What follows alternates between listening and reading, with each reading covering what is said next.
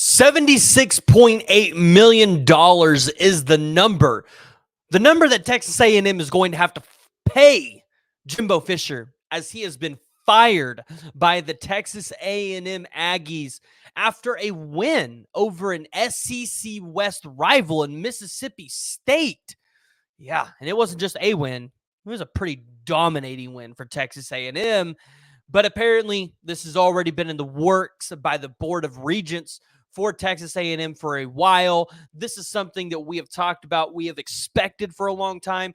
Jimbo Fisher simply has not got the job done at Texas A&M. And with them paying him that amount of money, they were expecting high results, and not just results through the recruiting classes, which at least he put up a number one overall recruiting class of all time in 2022. Just wasn't able to put the product on the field. But guys, I want to hear from y'all. I want to hear what y'all's thoughts are, because today we're not only going to dive into some of the coaching candidates that will be involved in this Texas A&M search, but we're going to talk about his buyout, what Jimbo Fisher did at his time at Texas A&M. But we're also going to talk a little bit about some of the guys that maybe we expect to hit the transfer portal. And I want to hear, kind of who y'all's thoughts are. Where do you think some of them end up? But guys, before we do it, make sure you're joining the discussion, jumping down in the comments below, hit that like and hit that subscribe button.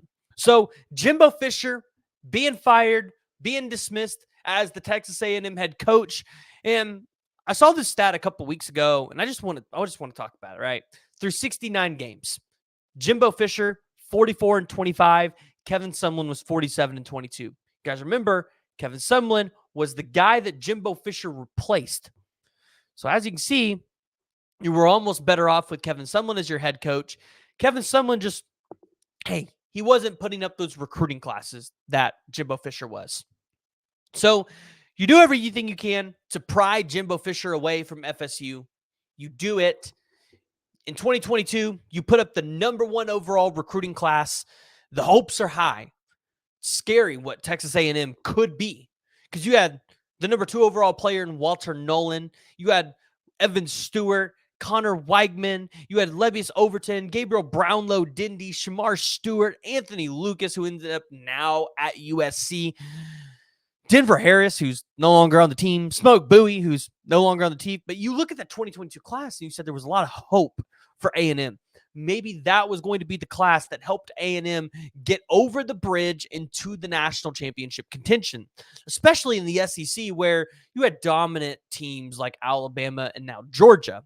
Well, ultimately, Jimbo just wasn't able to get it done. And now A&M, they're having to pay it. A $76.8 million buyout for Jimbo. Now, obviously, you would expect that this is going to be spread out over a long period of time. But here's the deal. Jimbo Fisher is being fired because the expectations were just too high. I don't feel like Texas A&M boosters and Texas A&M fans understand what that program is. Because even when Texas A&M was in the Big 12, it's not like they were a dominant force and somebody you had to worry about. I mean, to put it in perspective, let's look at the Texas A&M's all-time record.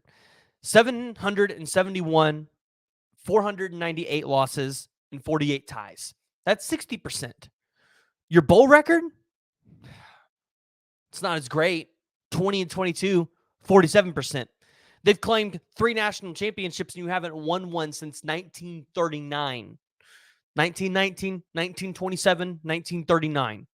You have 18 conference titles, 17 in the Southwest Conference and 1 in the Big 12. You've only gotten your division title 3 times, 97, 98, and 2010. And your rivalries, Texas, I mean, Texas is just a better team than you, and they're in your own state. LSU, I mean, come on. It's LSU. And your Heisman winners, your last one was in 2012. Before that, it was 1957. And Texas A&M's just had a lot of drama around this program.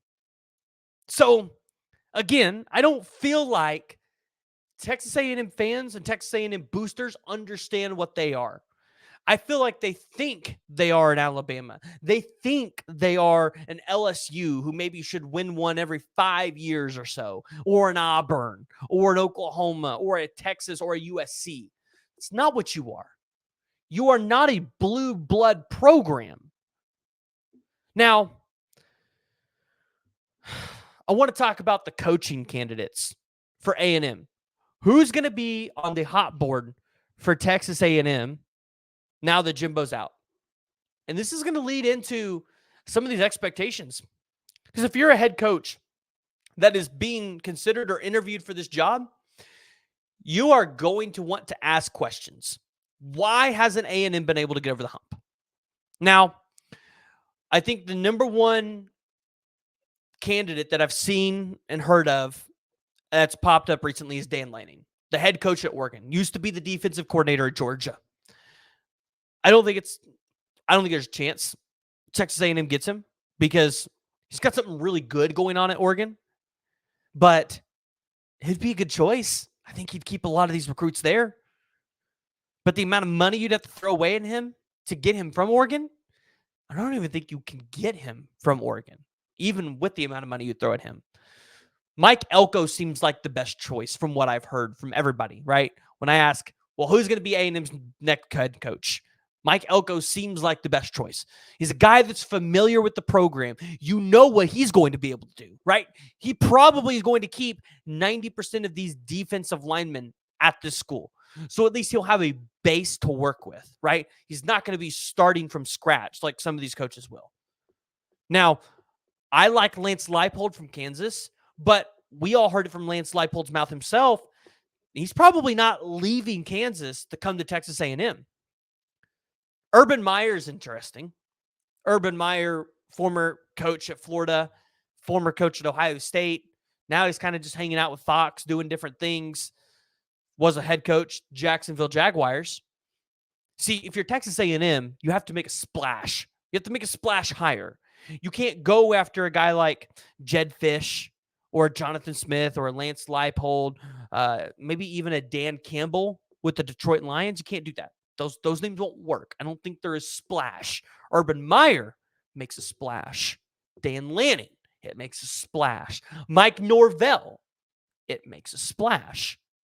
Mike Elko, maybe. Now, credit to the Cover 3 sports guys.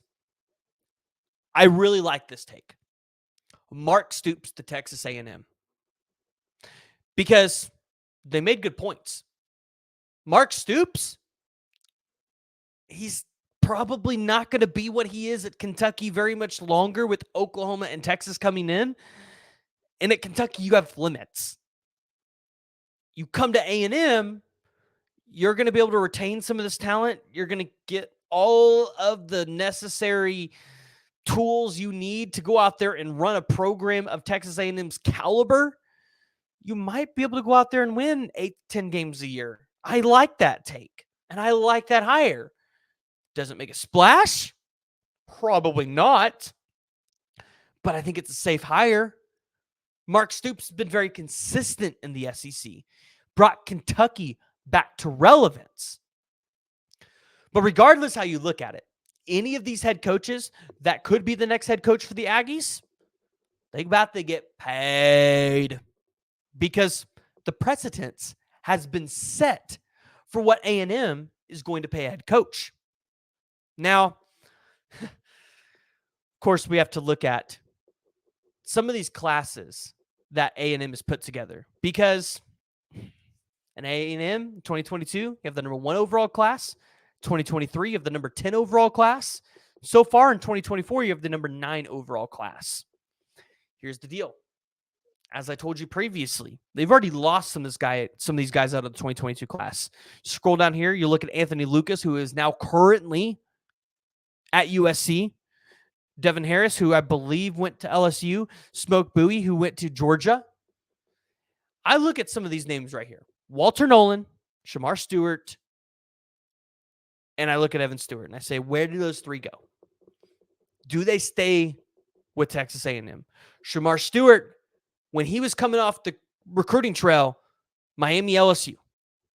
Those were the two teams you were circling on this recruitment. Walter Nolan. The final three was Tennessee, Georgia, and A&M. Alabama was right on the outskirts.